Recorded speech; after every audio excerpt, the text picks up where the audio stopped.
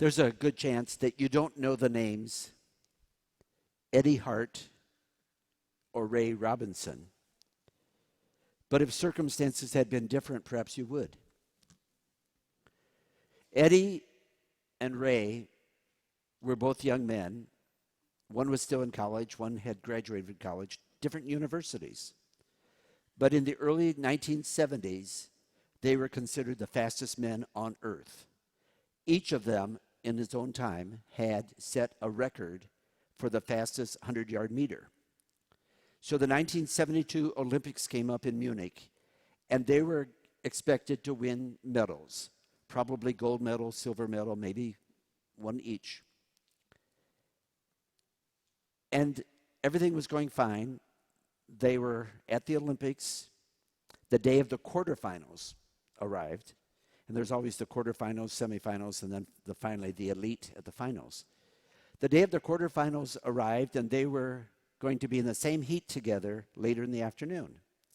But they were just kind of messing around, killing some time. And one of them happened to see a TV monitor with the camera zoomed in on the stadium where the track events were taking place. And they realized that their race was getting ready to run. They were some distance away. So they did everything they could to get to the stadium in time, and of course they didn't make it.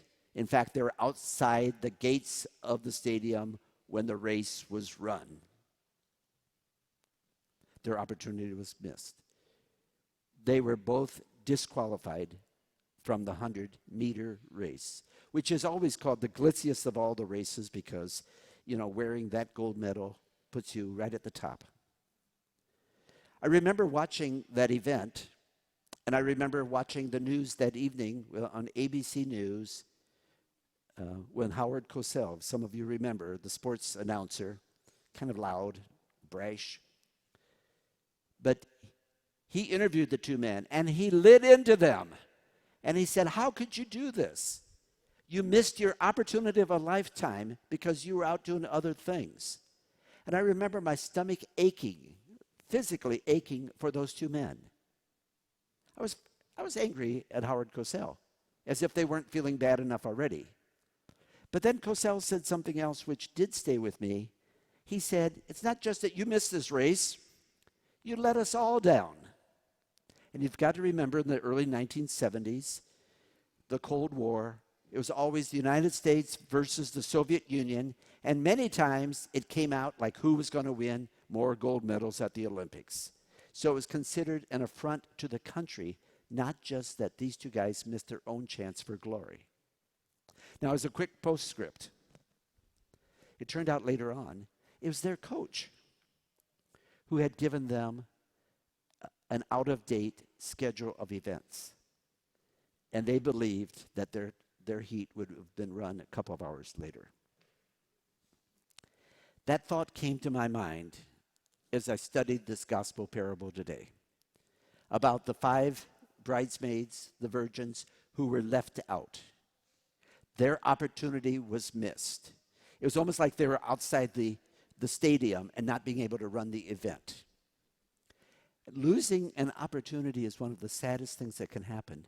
But what I started to realize, it's not just that they lost their opportunity, but by losing it, they affected other people, the other 5 bridesmaids as well, probably the bride and the groom and the other guests, because it was expected that they would have the glory of all 10, and they wanted the light burning from all 10 lamps.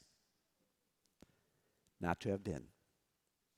I did have a wedding once, a wedding that took place on a Saturday at 12 o'clock noon. And the wedding went fine, but the maid of honor failed to show up. It turned out that the night before, after the rehearsal and after the rehearsal dinner, she went out partying with some other friends and came in very late and slept through it. Up to that point, she had been the bride's best friend. I don't know if they ever reconciled, but it was a clear example of a foolish bridesmaid, but also of how it hurts someone else and not just yourself. This parable, along with next week, and the following week, all three of them, by the way, taken from the same chapter, chapter 25 of Matthew's Gospel, are used back to back to back to remind us that we have to be ready for the end times, the return of the Lord. And in the early church, they truly believed that Jesus would return while they were still alive and waiting. 2,000 years, we're still alive and waiting, but we don't know when he'll come. But they were being reminded, don't give up. Be ready for the Lord. And the best way to be ready is to take advantage of the opportunities in front of us every single day. We don't hold our breath worrying about, is the world going to end tonight? Or am I going to pass this world this year? We don't know. But the thing we do know is that the time in front of us and all that we have is at our disposal. How are we going to use it? This is our opportunity. And opportunity is not just about use of time. It's about use of the talents we have. It's about using our skills, developing all those parts of ourselves that sometimes just kind of go to the side. It means to make ourselves available to other people, to truly live and to truly love. Each day counts, and we want to give it our best. Over the years as a priest, I've had hundreds, probably thousands of funerals.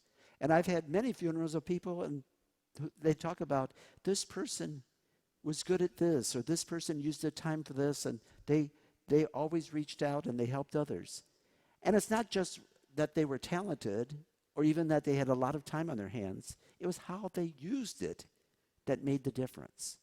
That's the opportunity that we don't want to pass by. And that's better than a gold medal if we use our opportunities well.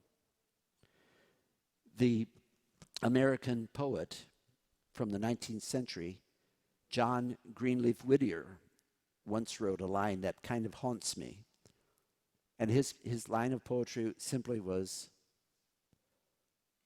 of all words of tongue or pen, the saddest are these, it might have been.